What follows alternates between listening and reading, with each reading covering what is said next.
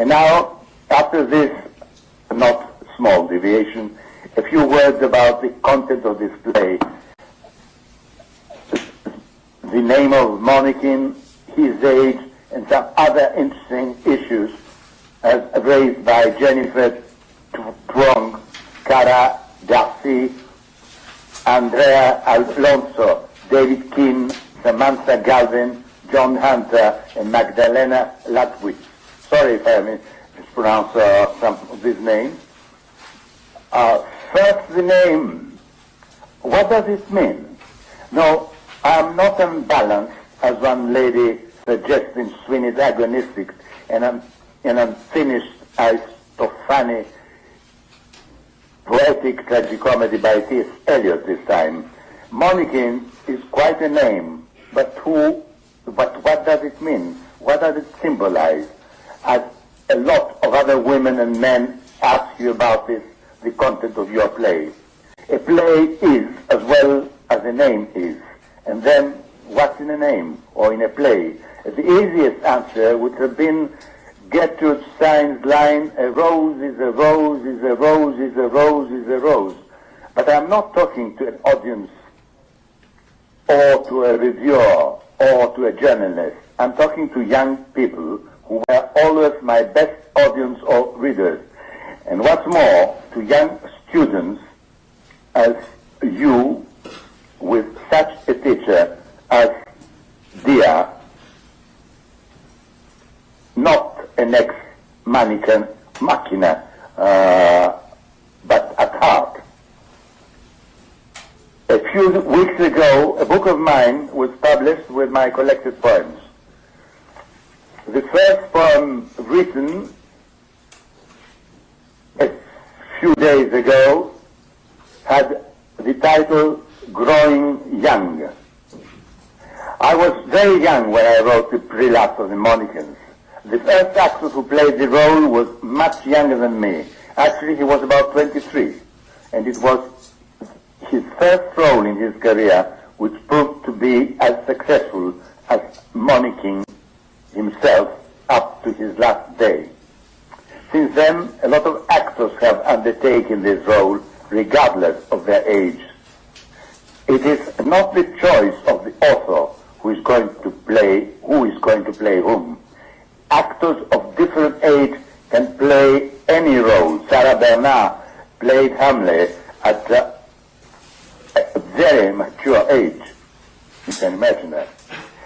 Nikos Kalemon, whom you have lately seen DVD of the Edinburgh Festival production, was acclaimed as the best Monekin, even by his younger predecessors, including the first Monekin, Dimitris Economou, who died a few months ago.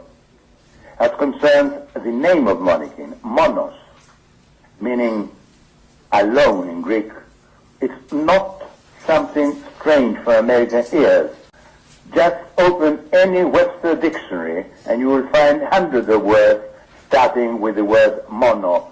You also use words as mannequin, minikin, not to mention mannequin piece.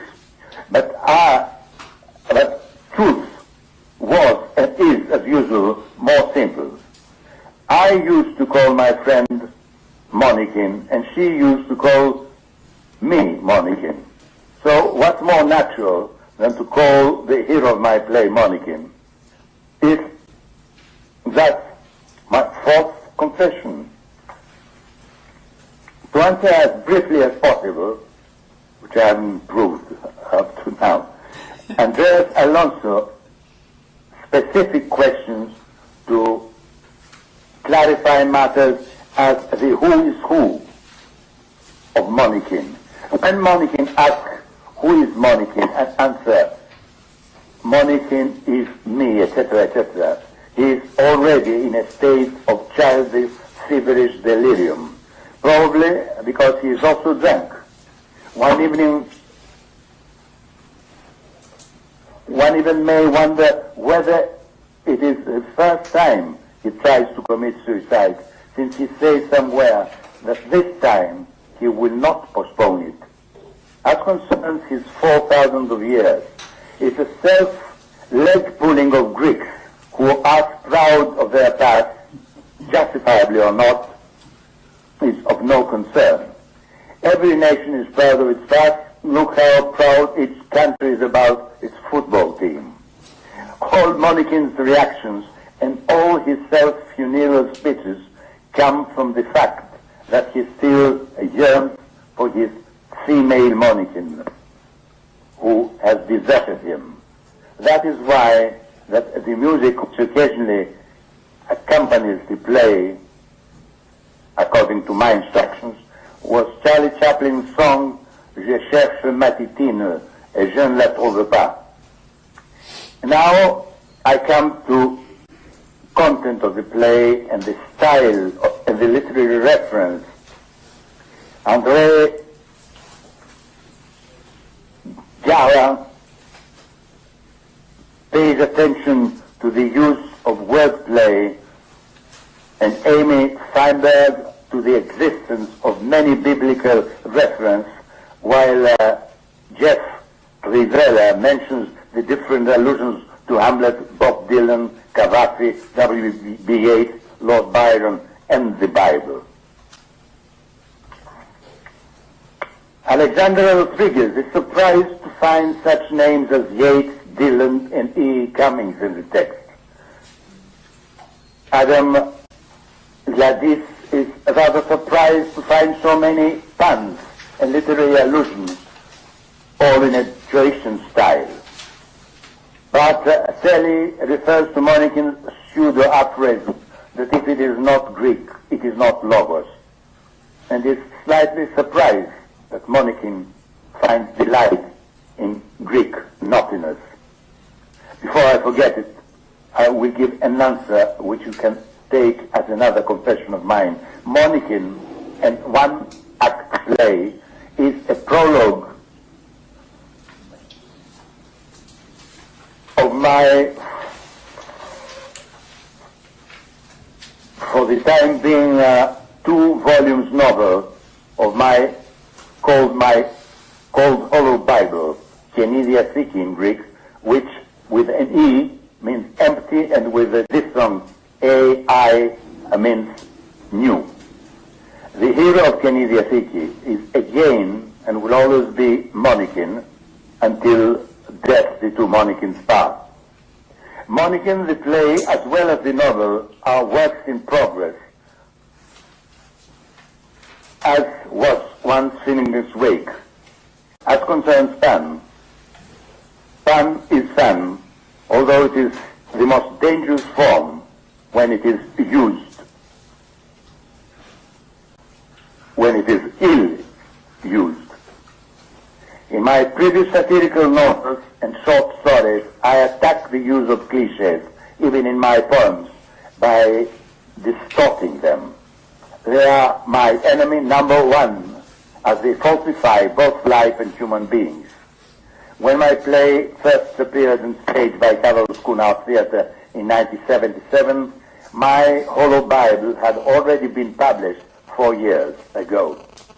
So one can understand the biblical reference, since the two works are communicating vessels.